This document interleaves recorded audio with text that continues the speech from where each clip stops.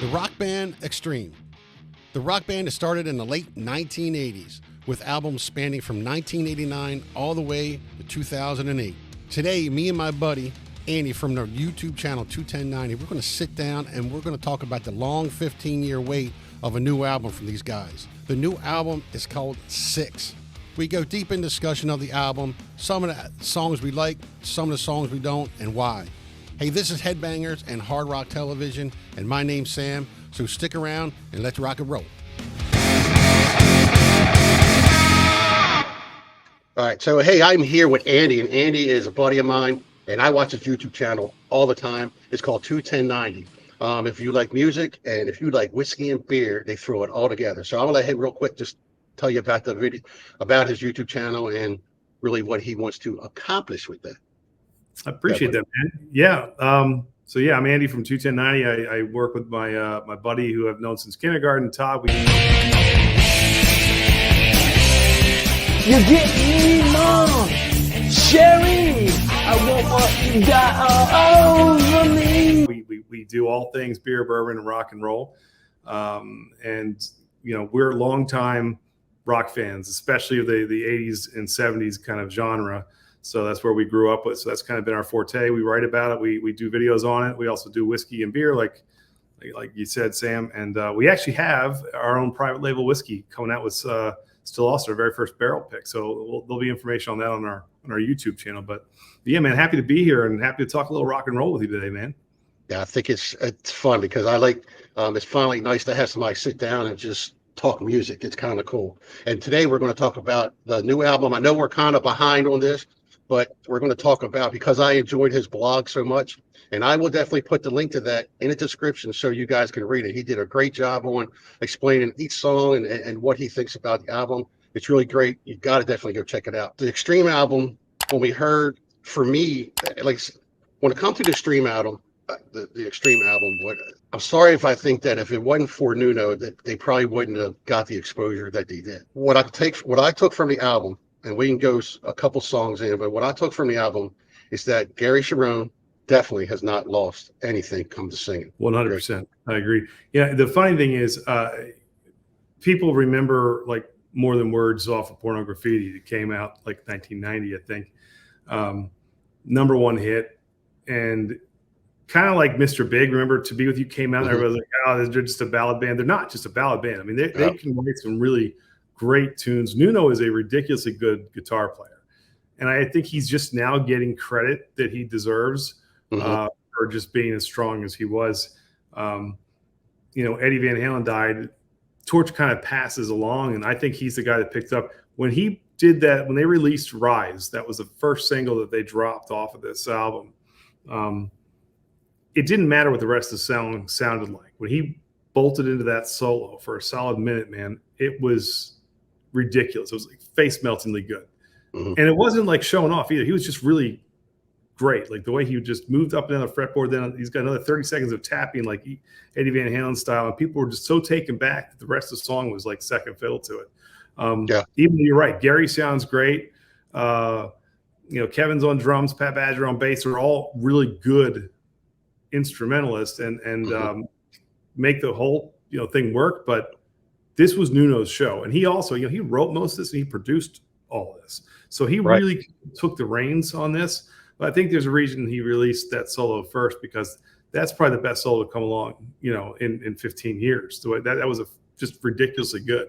So, and people were talking about it. It was all over the internet the next day. People were doing reviews and reactions like, did you hear Nuno's solo? And it just kind of that set the tone, I think, for what this album was supposed to be, because it's been 15 years since they had released an album with new material. So it's kind of cool.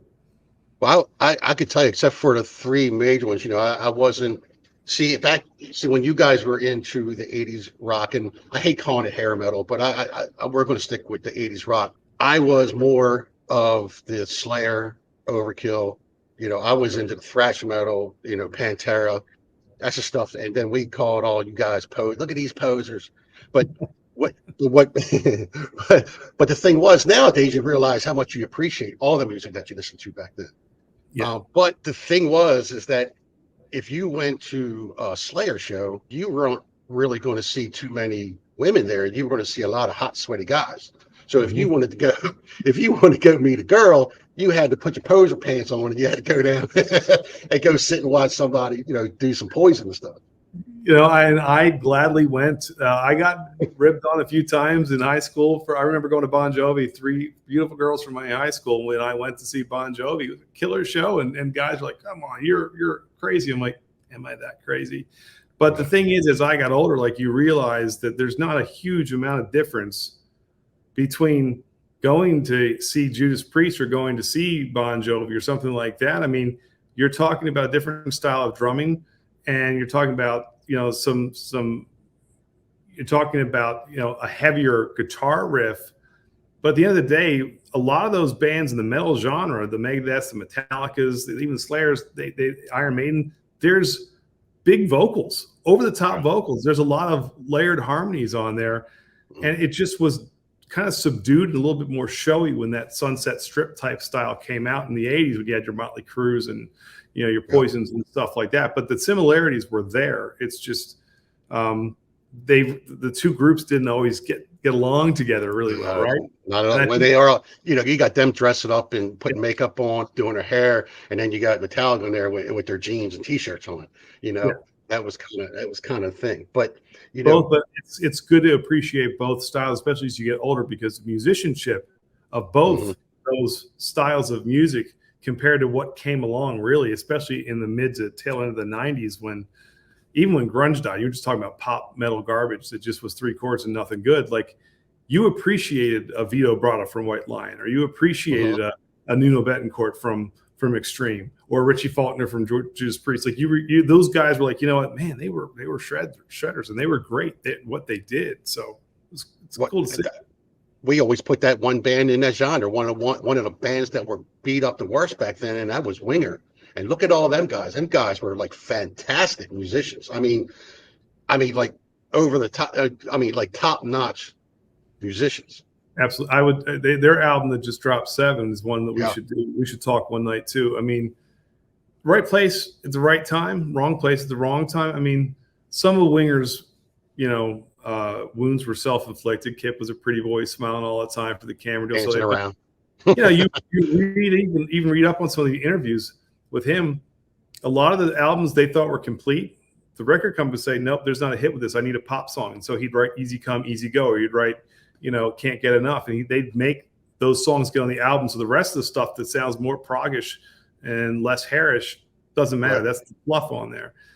Janie Lane had the album for Cherry Pie done minus Cherry Pie, right? And it was going to be Uncle Tom's Cabin, which is a killer song. And then they're like, we need a hit. So write something. He jokingly wrote Cherry Pie on the back of like a paper plate, submits it. Next thing, like, that's it. That's the one. So some of these guys got screwed by that stuff too, because they had to kind of conform to what was going on MTV at the time. Yeah. The metal bands didn't have to worry about that. No one was going to tell, James Hetfield what to put on Master of Puppets. They were going to put what they wanted on there, and that was going to be the way, because they weren't going to be. Every song wasn't going to get played on MTV anyway, so they could put out whatever they wanted. They have an underground following. If you were going to get on MTV, you had to follow. I mean, it took years, and when Metallica finally put out one, then that was kind of the door opening up for them. But and let's be honest, I think Black is a fantastic album. But a lot of Metallica fans are like, oh, they sold out and they went to, they've got Bob Rock producing, it's radio friends. Like, but it's good. Metallica's good too. Like, I can listen to old Metallica and love every bit of it, and I can listen to Black and love every bit. Like, it's all what you like. But but it's kind of funny if you segue back into Extreme. Even though number one hit was More Than Words, that's not what that wasn't them. Like, they're a very talented group of musicians, kind of like Winger was. Like, they were just known for that video, the black and white. You knew those black fingernails on the right. So, like, everyone's like, they could know where they are when they saw it. Yeah, they got pissed. And so after that became like everyone wanted to go see them. And then when they heard songs like, Get the Funk Out and, Decadent Dance and Kid Ego, Play With Me, that solo to Play With Me is ridiculously good, like off the first album. Those songs, you would start to learn that, man, this catalog is a lot deeper than More Than Words. But it's cool to see them come out with a new album, because they're very talented. Yeah, it is. And it's modern in a lot of ways. There's songs on there that you would never peg as Extreme songs. Even But they Ride. kept it though. Yeah. That was I think that was the whole thing I took at is that even though I thought it got heavier, I mean it was good heavy guitar and but they kept the harmonies, they kept Sharon. I mean, if he didn't sound like he used to, I mean, it still sounds like Extreme, but a little heavier modern version of it, right? I agree. I mean, you think about like the opening track, Rise, again, everyone talked about the solo, but that had STP like kind of vibe to it, like Stone Temple Pilots, like grew to it, which is kind of cool. And then like Banshee was a straight up like 80s rock tune. I loved it. I was like, that takes me right back to it. Then songs like Save Me were dark, like and very modern. You had like heavy. Yeah, you had influences of like you could hear like Rob Zombie on certain songs, like the way that they did some of that industrial metal stuff. Like that reminded me of when he started out like that. That reminded me of Stone Horses and John Allen's stuff. Yeah, I could see that. Did it?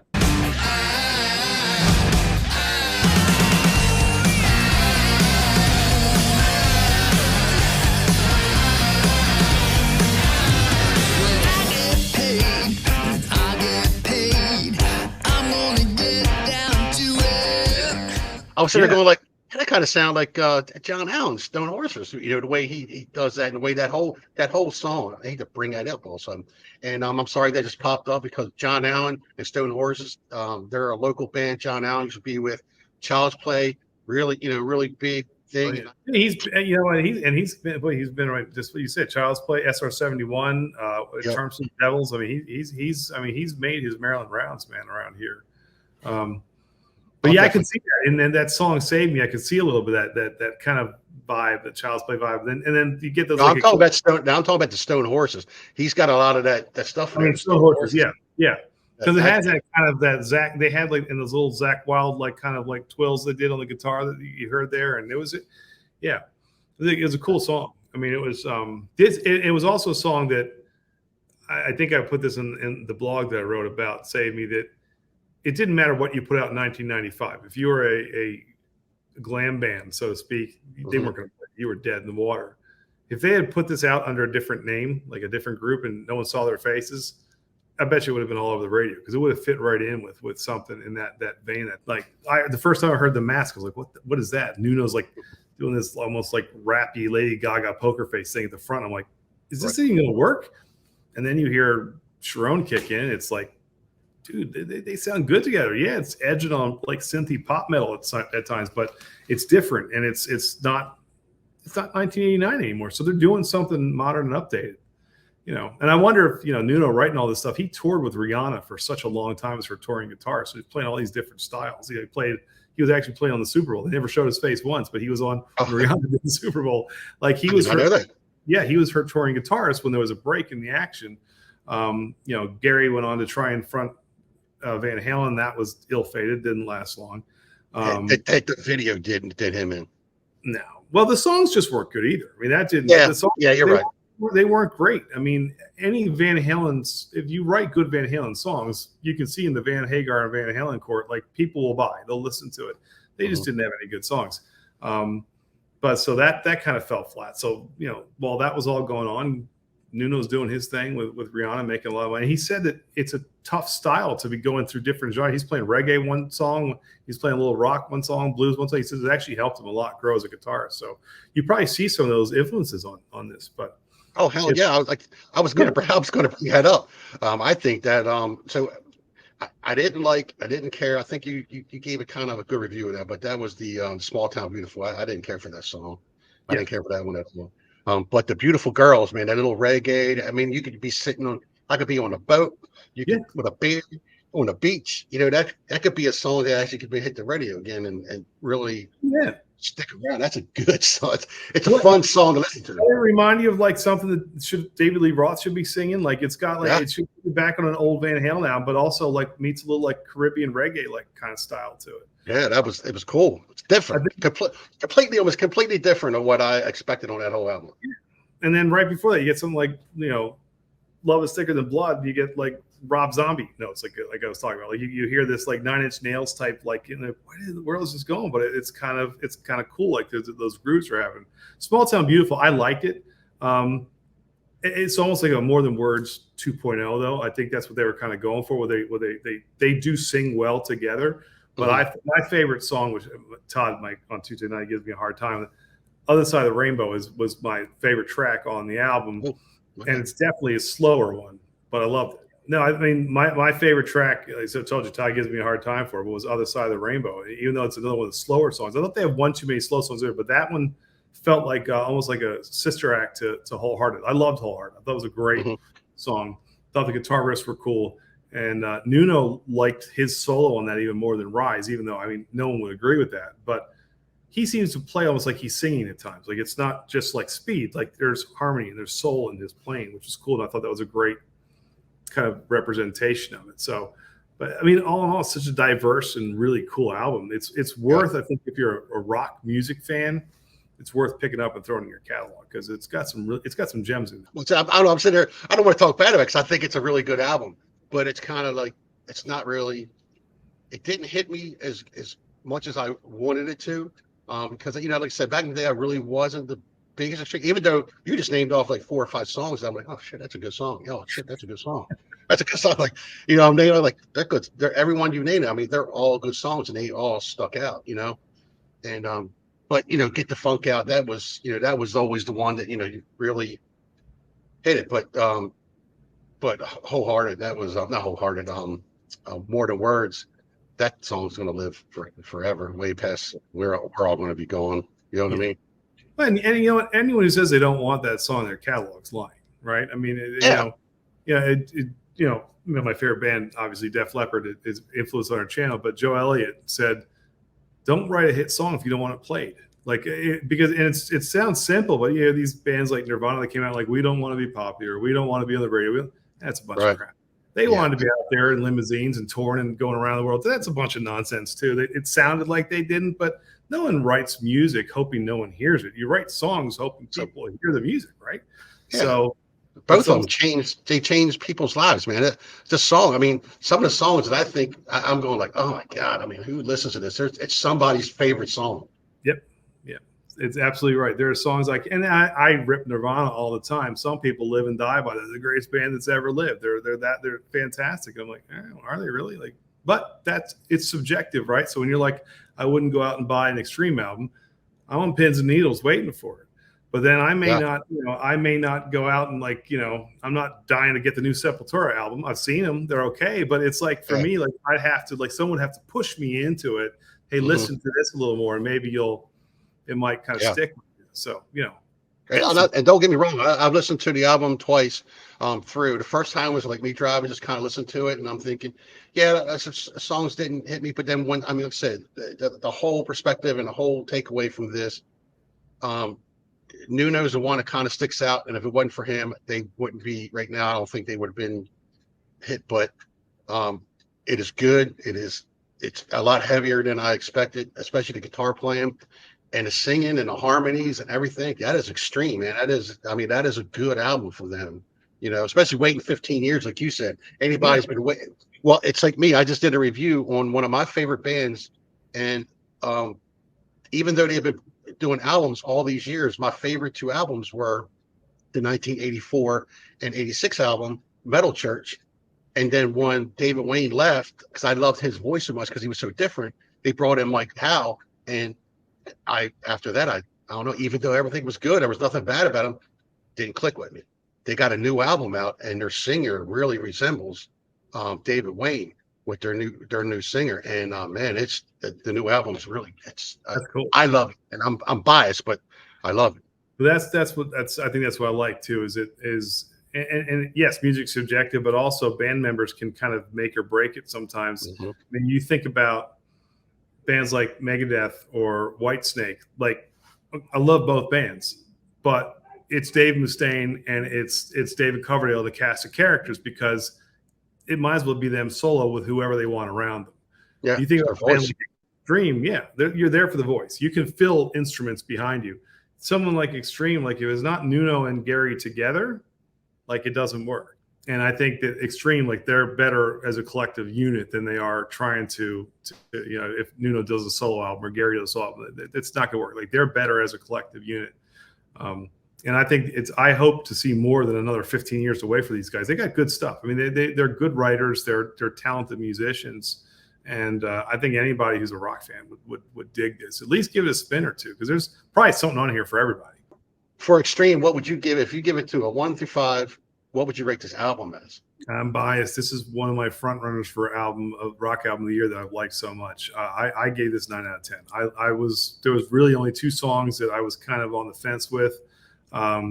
Here's to the Losers was kind of, I didn't dig that song as much as the last song that was kind of like, it felt like they were writing it for a movie soundtrack, but no one ever called to be on it. It was like, so it's right. And then Hurricane was the other one where I think Nuno tried to sing too much. He's better as a support than trying to do lead vocals. Gary's got such a strong, unique voice. It didn't work. But the rest of them, you got 10 solid songs, all different, all really good.